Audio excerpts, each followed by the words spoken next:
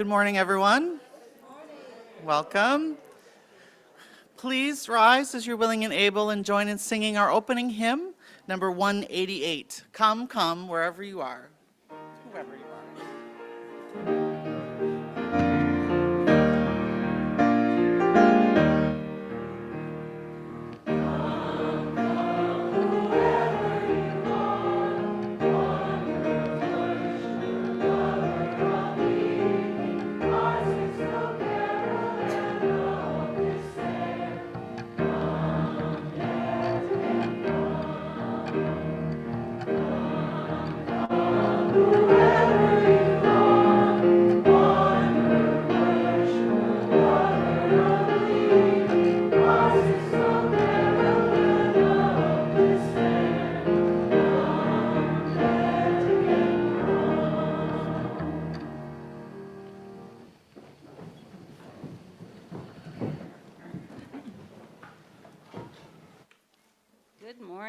Good morning.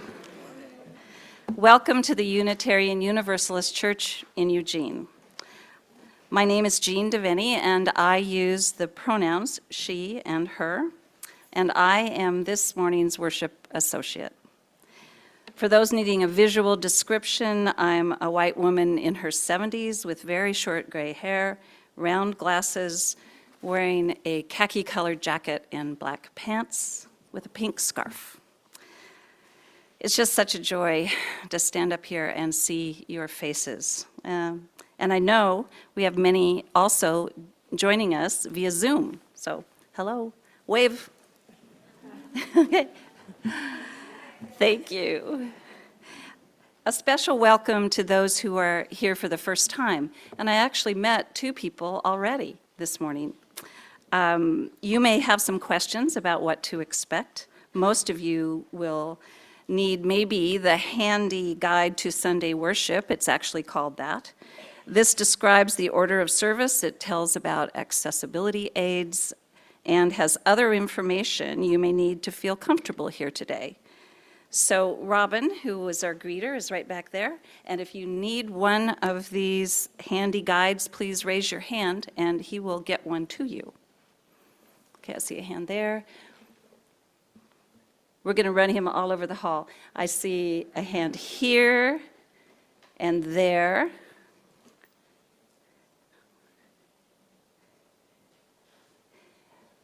And this lovely lady in the pink sweater right here. Anyone else? All right. So to add to the words of the opening hymn, come whoever you are, wanderer, worshiper, lover of leaving, ours is no caravan of despair.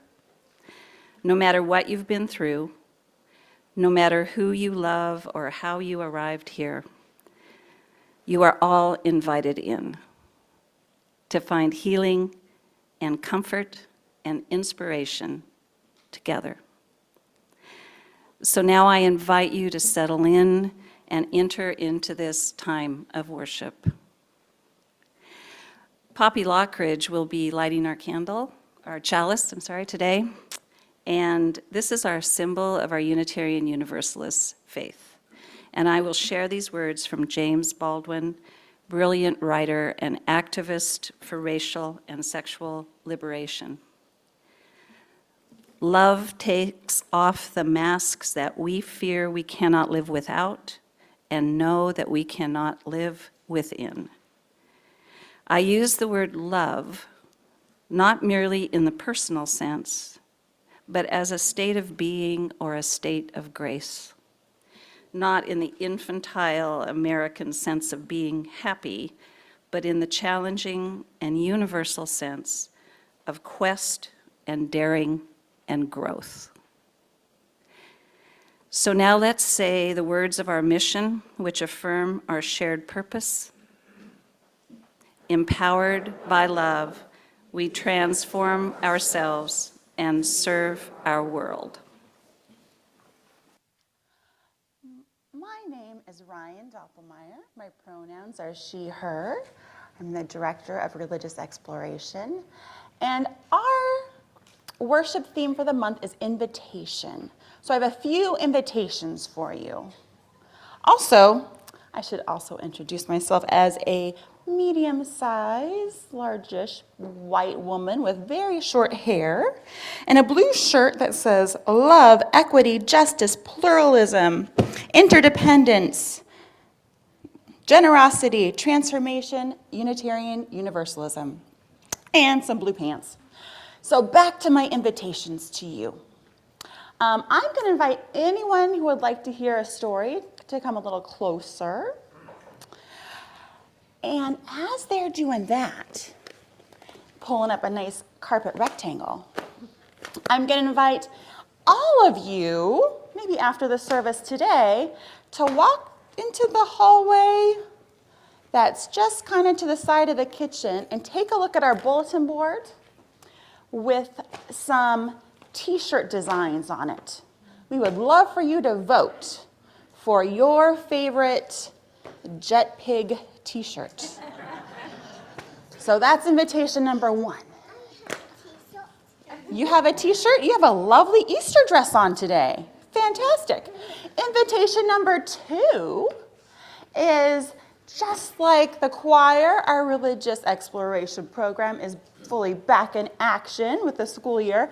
And we would love to have some volunteers join us sometimes. Yeah, join our kids or our youth, or maybe you'd like to sign up for something I'm trying out, our bonus grandparent squad. Whoa. Or helping out at our Halloween party, which will be here before you know it.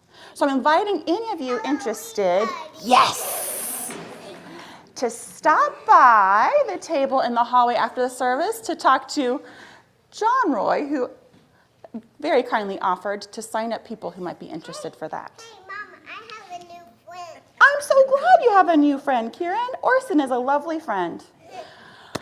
My last invitation would be if you are a parent or guardian, family member of a kid or youth, we are having an RE orientation night to just kind of learn a little bit about what we're doing, answer and ask questions, and for us to find out how we can best support you and your kids this year. And that is going to be on Friday from 7 to 8. We'll have dessert and childcare available. There'll also be one in October, too. But dessert is fantastic, isn't it? It's about time for our story, though. I'm going to tell our story. Okay, once upon a time, there was a girl named Maddie.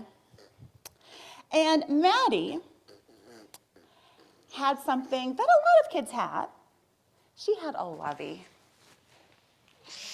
A lovey. Have you had a lovey before? Maybe a stuffed animal. Maybe a blanket. Hers was a very special blanket. It made her feel comfortable and cozy when she was nervous or scared. It reminded her of the people who loved her. It made her feel so special, and she loved to sleep with it at night. Oops. She loved her lovey so much, and she kept it in her bed at home. It traveled with her when she went on trips to Grandma's house or on vacation. Once on vacation, she even thought she lost it. There was a little bit of a panic until someone nicely rescued it and mailed it back to them at their house. So she had this lovey. She loved it. But she had a dilemma. She was invited for the first time to a big kid sleepover. So she slept with this lovey every night. She wanted to take it with her, but she wasn't sure what her other friends would think about it. When she was younger, she was 10 now, when she was younger, she had no problem showing off her lovey to everyone and telling everyone all about it and sharing it. But for some reason, as she got older, she didn't feel quite so comfortable doing that. Yeah, she wasn't sure what her friends would think. So she did take it with her to the sleepover, but she kept it tucked away in her duffel bag, okay?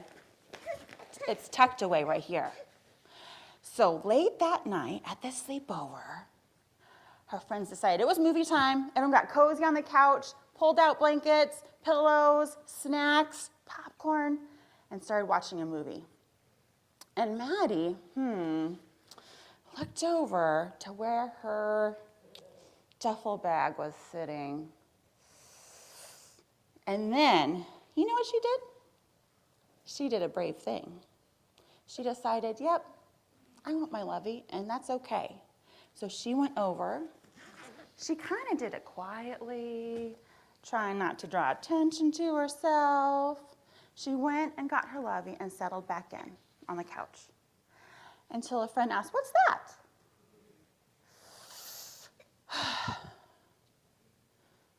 And then she made a really vulnerable choice. She said, "You know what? This is my lovey. When I was born, a friend of my mom's made it just for me, and I've slept with it every night since. And it makes me feel comfortable and safe, and I like to take it wherever I go." What were her friends going to do? What were her friends going to say? You know what? One by one, her friends went over to their backpacks and their duffel bags and pulled out a stuffed elephant, a crocheted squid, a snow leopard. This is my lovey, a big stuffed whale. And they shared their stories about their very, very special toys or blankets and where they come from and the adventures that they'd gone on and how they made them feel safe and cozy. So Maddie did a very big thing. She was brave. She was not sure what her friends would think, but she decided to be vulnerable, show something that she wasn't sure if other people would accept, but she knew it was true for her, and she wanted to not hide who she really was. Whew, that can be tough. But that can be an invitation to start a real friendship. Okay, there's a quote that I have to peek at so I don't mess it up. C.S. Lewis once wrote that true friendship starts,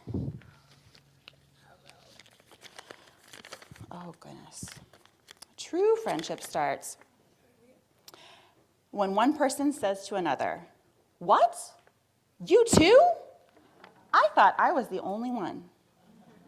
So here is your invitation today to think about when it might be okay to put those guards down and share who you really are and start some real relationship. Good Sunday morning, everyone. I am the Reverend Jen Youngsun. I use the pronouns she and her. Are we on? Hello, hello? Hello, good morning. Good morning.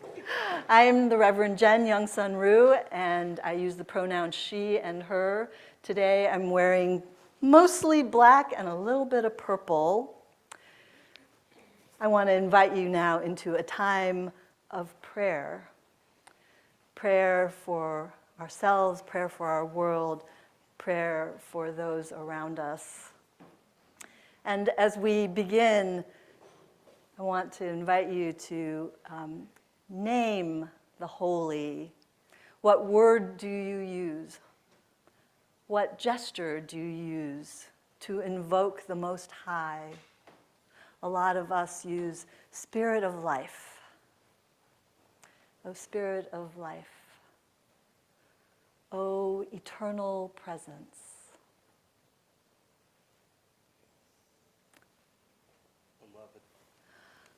Beloved. O divine love, be with us now.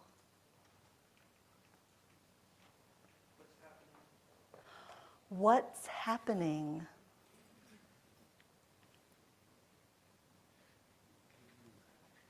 O blessed truth.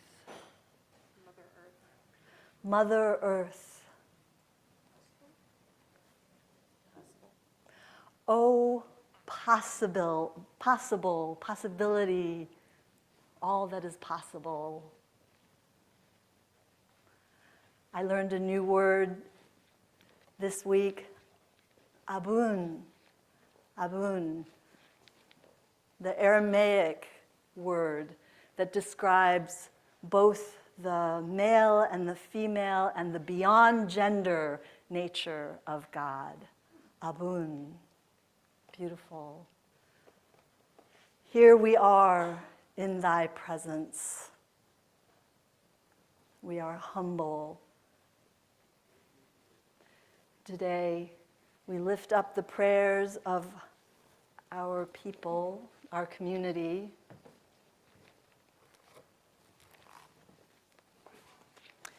We lift up joy for good health and school for my daughter. Goals are slowly making progress. And we send prayers for my brother.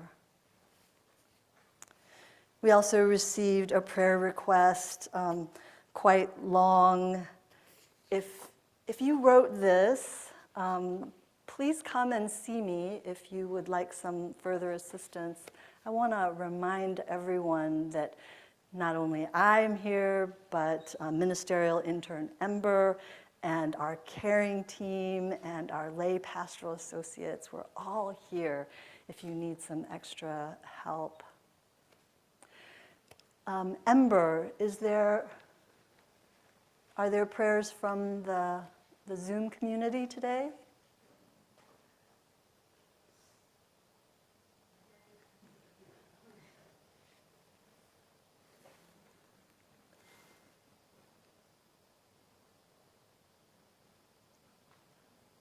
Ember, can you hear me?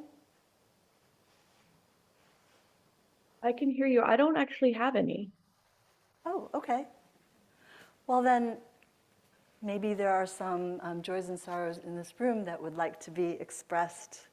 So, gratitudes, concerns, worries, joys, celebrations, compassion. May there be more compassion in this world. May it start with me.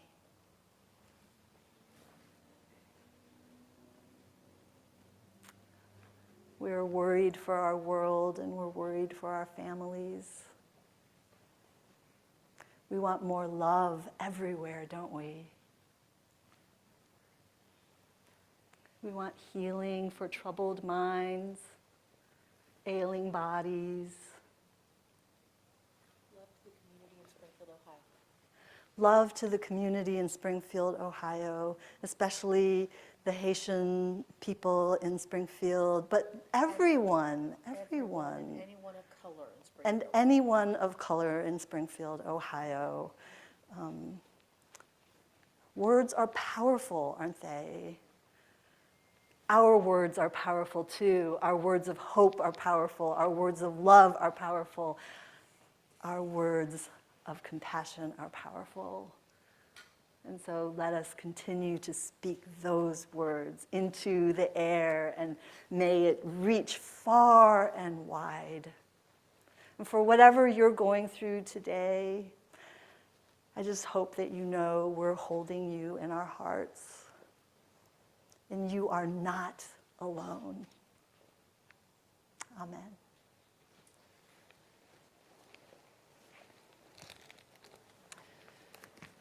You can remain seated. We're going to sing a beautiful centering hymn, I think that a lot of you know. From you to you, from you I receive, to you I give. Is that right? Yeah. Okay.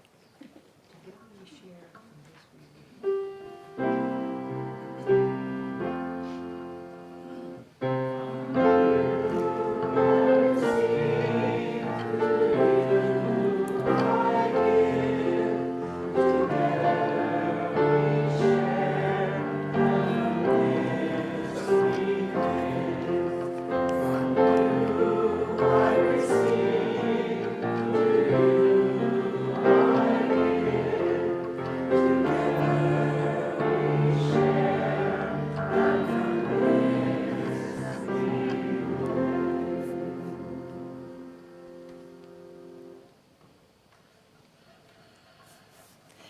You know, I look out to this audience, to this congregation, and I feel so much love and affection for all of you. And that's easy to do. And there is, of course, a lot of love in this church and a lot of love in this community, affection and goodwill.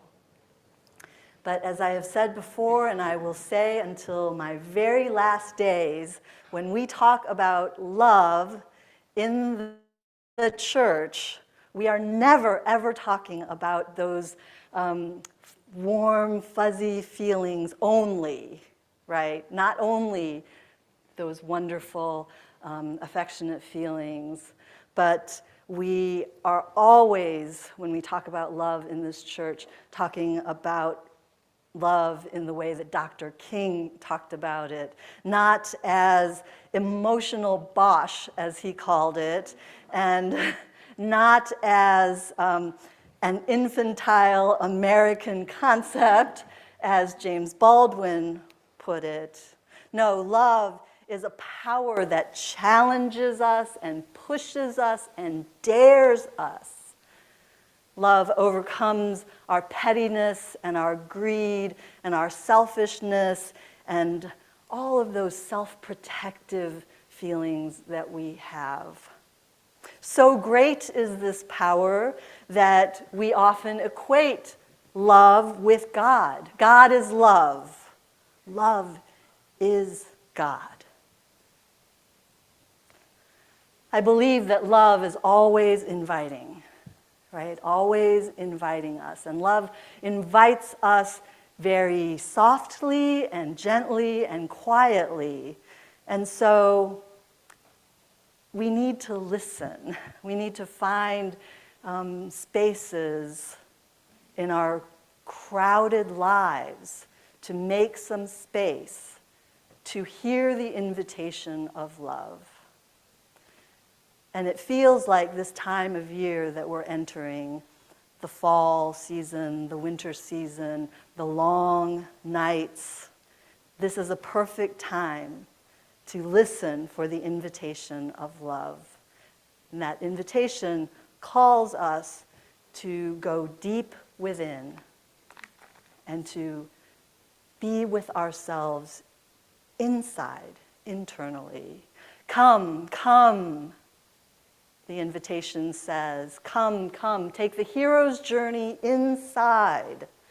Come, come, take off your masks, those masks of fear that you cannot live without, and yet you know that you cannot live within either. Love holds out this open hand and invites us to abandon our false selves and embrace the vulnerability that is so scary. So I know that I have lots and lots of masks, and I know that a lot of them were created in my childhood for all sorts of reasons we won't get into right now. And it will be a lifetime journey for me to shed those expectations from other people, these false selves that were so necessary before, but really are just getting in the way now, right? I wonder if anybody's willing to be vulnerable and name some of their masks that they're wearing. I mean, I know that I've got the mask of, expectation of performance, right? That I need to look a certain way. For a long time, I wore a mask of whiteness because I wanted to be white. Any other masks that you have worn in the past, or maybe that you're wearing now? Self-confidence. The mask of self-confidence, yeah. Yeah, thank you. Perfection, the mask of perfection. The mask of everything is fine. I'm fine. We're fine. Everything's fine.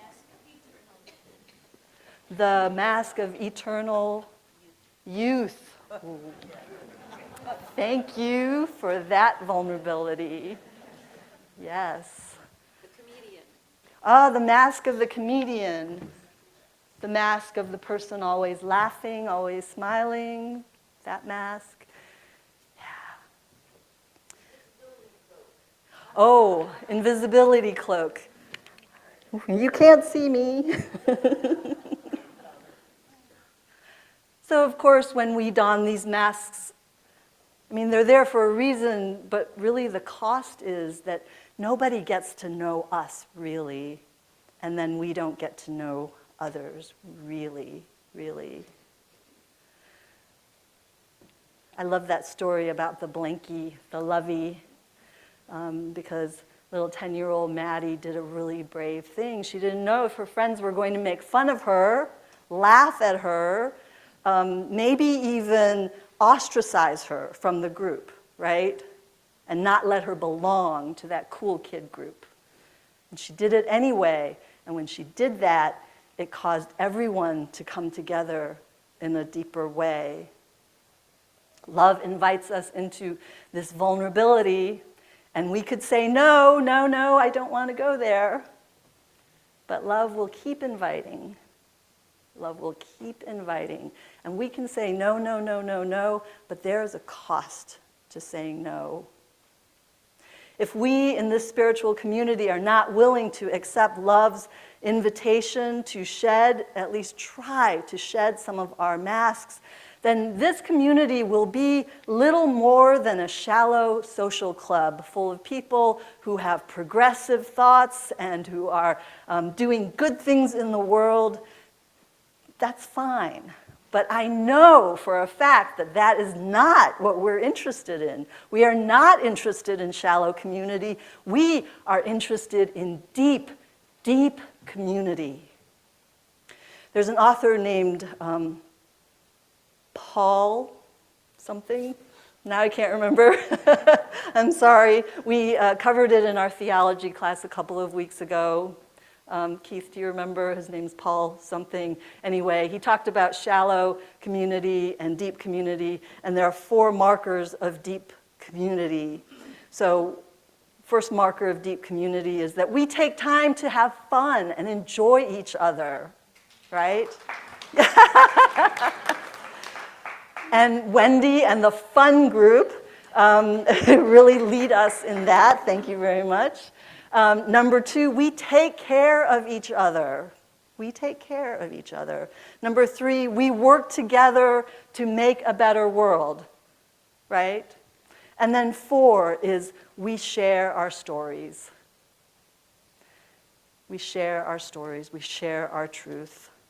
Love invites us to journey inside and face ourselves, first with kindness and truth, and then it invites us to share those stories with others. Here at UUCE, the small group connection circles, that is a spiritual foundation for this community, and it is a central spiritual practice of this church. Ideally, every single one of you would be part of a small group connection circle. And I hope that you will consider joining the SGCC. I have invited 3 people from SGCC to come up and just share their stories with you about the impact that the small group connection circles have made in their lives. I want to start with Travis Smith.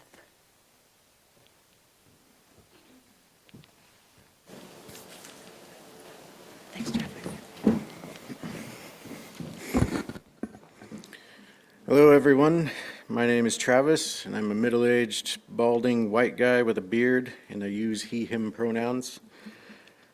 I struggle with social anxiety, and I haven't given a speech in about 15 years, so please forgive my awkwardness.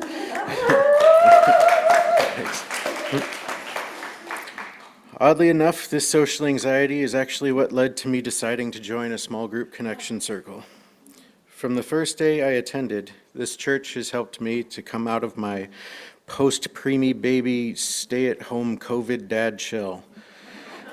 The warm welcome and open acceptance that my family and I immediately received and continue to receive has encouraged me to let my guard down and to begin opening myself back up to others.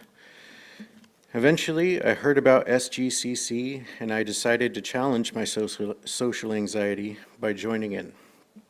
I'm glad that I did because my experience was very positive, and what I learned from the other folks in my group has impacted my personal outlook in ways that I did not expect from a church group.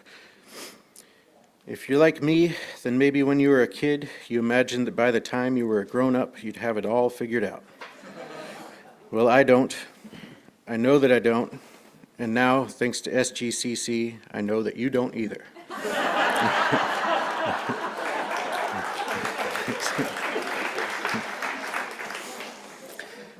I learned that we are all still growing up and trying to make sense of the confusing and magical world around us and the people that we share it with.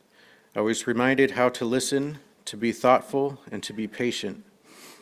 I learned that there are people here and all around us that have experiences that mirror my own, with viewpoints and ideas that I may never have considered on my own, and with stories worth knowing. Small group connection circles create a safe space for reciprocal teaching that challenges us to open our minds before we open our mouths, so we can all share our knowledge for the benefit of others. So whether or not you feel like you have it all figured out, whether or not you have a hard time speaking with strangers, or even if you feel like you're just too busy for this sort of thing, I hope that you will challenge yourself to join us in the next round of small group connection circles. Thank you.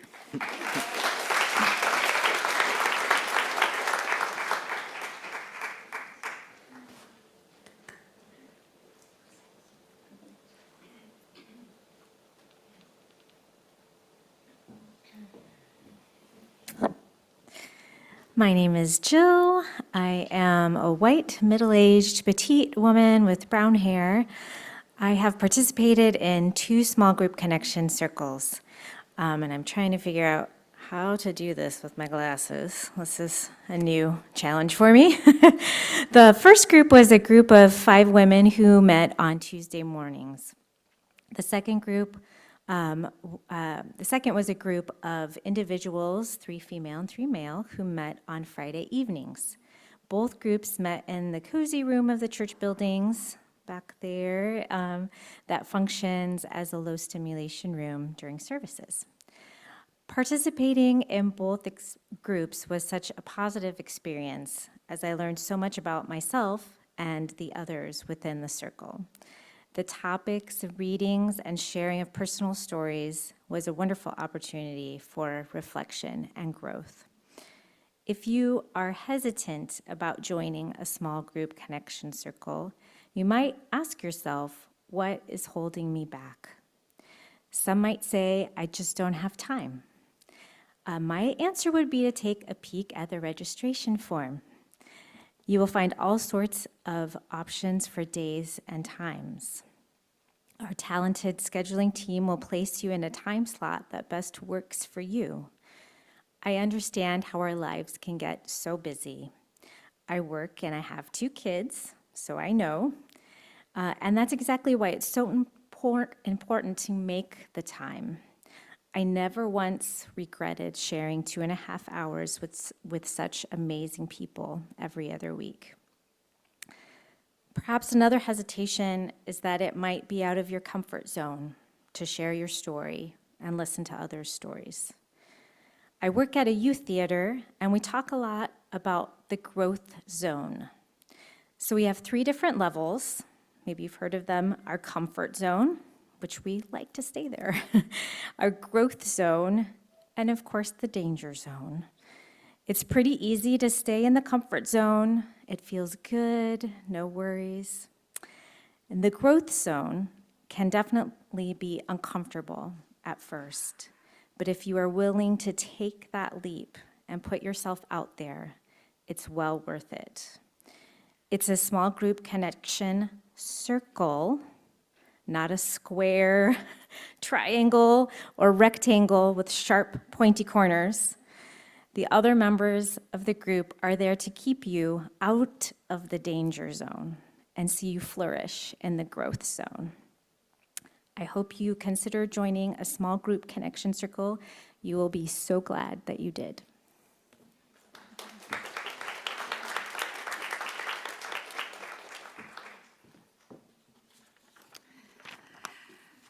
So, about 6 or 7 years ago, I was house sitting in Eugene for a winter, trying it out as a place to retire from Portland.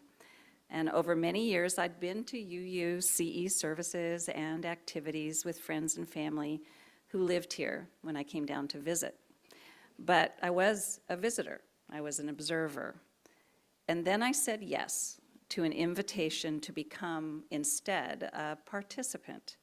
And it came from this very tall guy in a very tall hat asking me, would you like to sign up?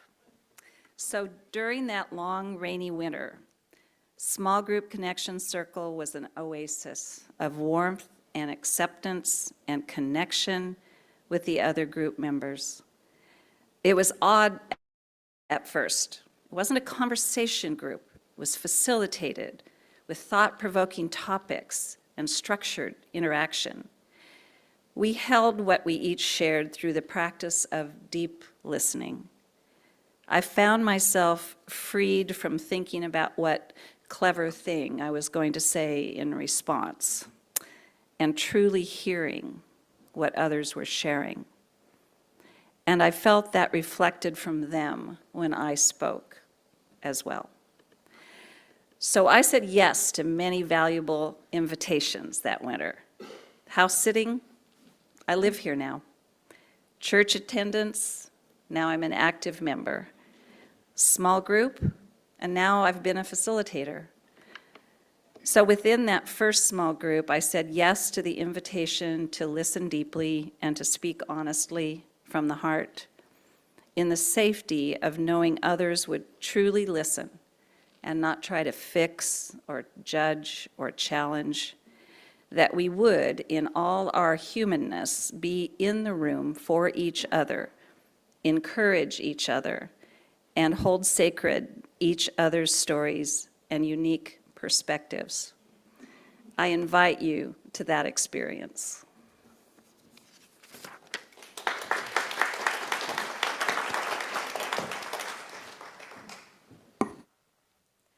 I think one of the most surprising pieces of feedback that I ever got about small group connection circles was that people were really surprised at how important it was for them to have an opportunity to speak uninterrupted for many, many, many minutes, and how that was not a thing in their lives.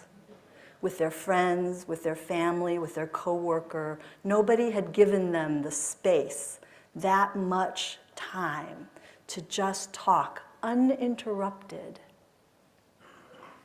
It's an amazing thing that we do here. If you are curious, Dick Lesher, the tall man with the tall hat, is holding an information session after service today. Are you starting at 11:30? 11:15. 11:15. Diana Wise will be facilitating that on Zoom, and I'll be in the hallway in the South Hallway here. Okay, so find Dick in the South Hallway after services, and there will be an information session, and it'll be on Zoom as well. So I hope that you really do consider this. The author who wrote about flow with the really hard to pronounce name, Mihai Csikszentmihalyi, said once that the best moments in our lives are not the passive, receptive, relaxing times. No, the best moments usually occur when a person's body or mind, and I'll add soul, is stretched to its limits in a voluntary effort to accomplish something difficult and worthwhile. Now, while small group connection circles can have an element of like a social setting, relaxed and friendly, that is not the purpose The purpose is not social, and it's not necessarily to make friends. Making a commitment to a small group should feel a bit challenging, just like you were saying, to go into the growth zone, because vulnerability is often uncomfortable. But love is inviting you to that discomfort. Love wants you to move in that direction of growth. And at the same time, love offers you the courage that you're going to need and the strength that you're going to need to face the fear. And in doing so, we will all find deeper meaning, deeper connection, greater joy, and just greater life together. May it be so. Amen. Now let's say together our closing words as we extinguish the chalice. We extinguish this flame, but not the light of truth, the warmth of community, or the fire of commitment. These we carry in our hearts until we are together again. I hope that you will look around and find people that maybe you don't know yet, that you haven't met yet, and make sure to introduce yourselves as you go out. And now, when love invites you, please say yes. Go in peace, everyone. Go in love.